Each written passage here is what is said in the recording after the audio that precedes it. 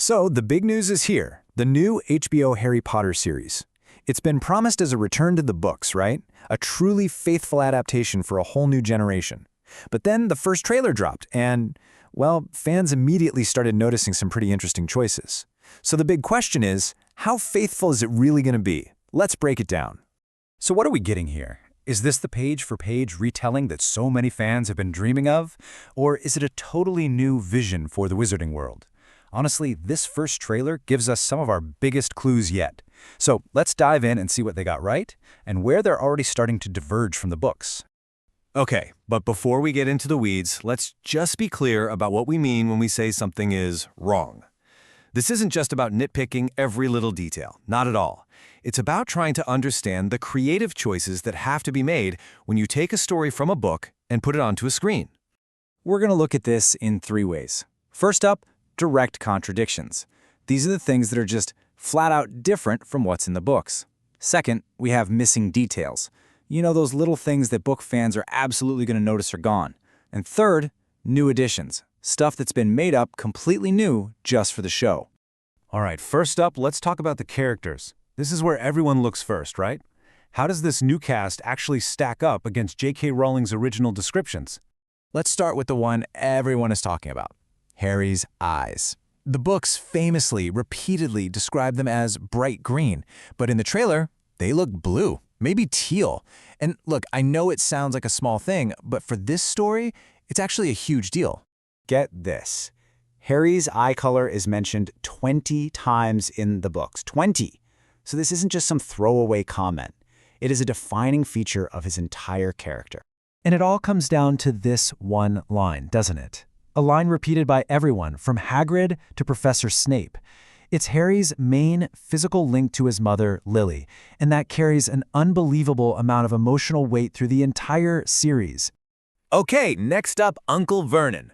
The books paint a very specific picture of this guy. He is big, he is beefy, he has hardly any neck to speak of, and a huge mustache. He's supposed to be this physically intimidating, overbearing presence. Now, the actor in the new series, he seems to be more of an average build. I mean, they've absolutely nailed the mustache. You gotta give him that. But the question is, does this version capture that oppressive physical presence that is so key to his character in the books? And then, of course, there's the scar. In the books, it's right in the center of his forehead. But just like in the original movies, the new series has it off to the side. Now, it's a small detail for sure, but for a show that's really aiming for book accuracy, it's a curious choice to repeat. Okay, so that's the people. What about the place? Let's talk about Hogwarts itself, because here we're seeing some interesting changes, not just to the look of the school, but to some really iconic lines of dialogue too. So when it comes to the school uniforms, the books are crystal clear. Harry's first-year supply list literally says he needs, and I quote, 3 sets of plain work robes, black. No house markings, no colors, nothing, just plain black. So, you know those iconic, colorful house uniforms we all know and love, with the Gryffindor red and the Slytherin green? Yeah, that was a total movie invention. They did it to help us, the viewers, tell the students apart easily. And it looks like the new series is following the movie's lead on this one. And this is a really interesting one.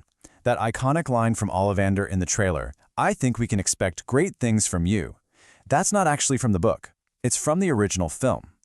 This hints that even while they're aiming to be faithful to the books, the creators are still borrowing from the cinematic legacy. All right, let's zoom out a bit.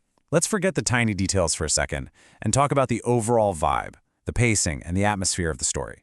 Because the trailer also hints at a pretty big shift in how the whole thing feels. So in the book, Harry learns the truth about who he is in one huge, overwhelming information dump from Hagrid. It's this massive, life-changing moment. But the trailer seems to show part of that key conversation happening on the train later on. Now that could really change the pacing and the dramatic impact of that pivotal reveal. You know, the original films used color brilliantly. They started with this very warm, golden, magical look for the first movie. And then as the story got progressively darker, the colors became colder, bluer, more desaturated, until everything was gray by the end. But this new series, it seems to be taking a totally different approach. From what we see in the trailer, it has a much more muted, serious, almost somber tone right from the very beginning. That definitely sets a different mood for the whole story. So after looking at all this, it all comes down to this one question, doesn't it? When you're adapting a story this beloved, what's more important? Sticking to the absolute letter of the text, every single word, or capturing the spirit of the tale? That right there is the real magic an adaptation has to get right.